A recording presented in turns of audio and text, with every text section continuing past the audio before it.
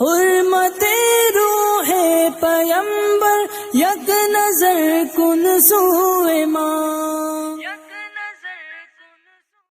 السلام علیکم ورحمۃ اللہ وبرکاتہ. ناظرین کرام، ہم اور آپ جب ایک گھر بناتے ہیں، شہر میں ہوں یا دیہات میں ہوں یا قصبہ میں ہوں، جب ہم گھر بناتے ہیں تو پہلے اس کی ہم پلاننگ کرتے ہیں. انجینئر کے ذریعے سے اس کا ہم نقشہ بناتے ہیں اور پھر اس بنائے ہوئے نقشے کے مطابق ہم اپنے گھر کی تعمیر کرتے ہیں. آپ جانتے ہیں اس نقشے میں اور اس انجینئر کے ذریعے سے جو بنایا گیا نقشہ ہوتا ہے، اس میں کس کس طرح کے روم ہوتے ہیں.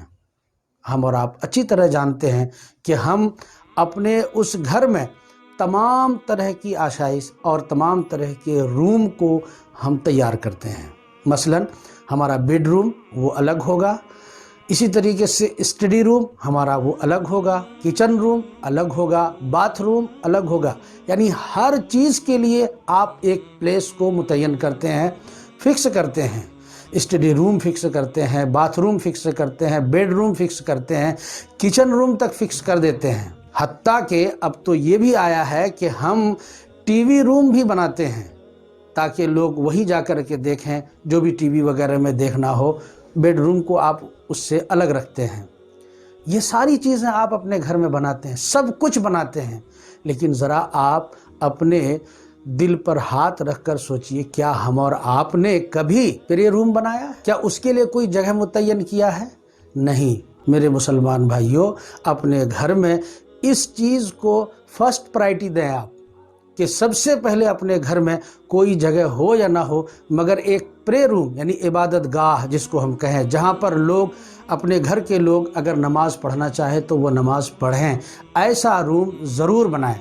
یاد رکھیے، جب کوئی جگہ کسی چیز کے لیے مخصوص ہو جائے تو چاہے نہ چاہے بھی لوگ اس جگہ کو اس کام میں لاتے ہیں. جب ہمارے گھر میں ایک جگہ مخصوص ہو جائے گی، ایک پلیس کہ یہاں ہمیں عبادت کرنی ہے، یہاں ہمیں قرآن کی تلاوت کرنی ہے، تو آپ ہی نہیں بلکہ آپ کی آنے والی نسلیں بھی اور آپ کے بچے بھی اس جگہ کی اہمیت کو سمجھتے ہوئے اس کا حق ادا کرنے کی کوشش کریں گے. جس طرح اسٹڈی کے لیے جب وقت ہوگا تو اسٹڈی روم میں جائے گا، ایسے ہی اگر سماچار دیکھنا ہو یا کوئی دینی پروگرام دیکھنا ہو تو ٹی وی روم جائے گا.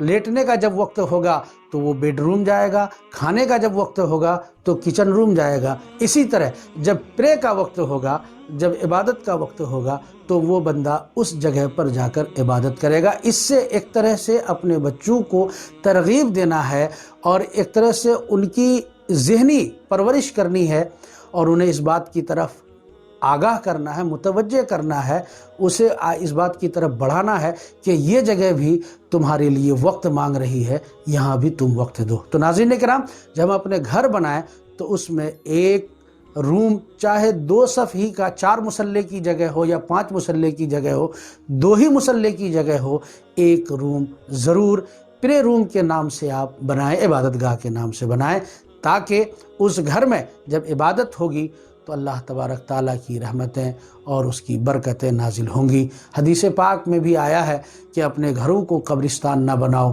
مطلب یہ ہے کہ گھروں کو قبرستان نہ بنانے کا مطلب کہ جس طرح قبرستان میں نماز نہیں ہوتی ہے اسی طرح اپنے گھر کو مت بناؤ. یعنی گھر میں بھی نماز نہ پڑھو، ایسا نہیں، بلکہ گھروں کو اپنی نماز سے، اپنی عبادت سے، اپنی تلاوت سے آباد رکھو.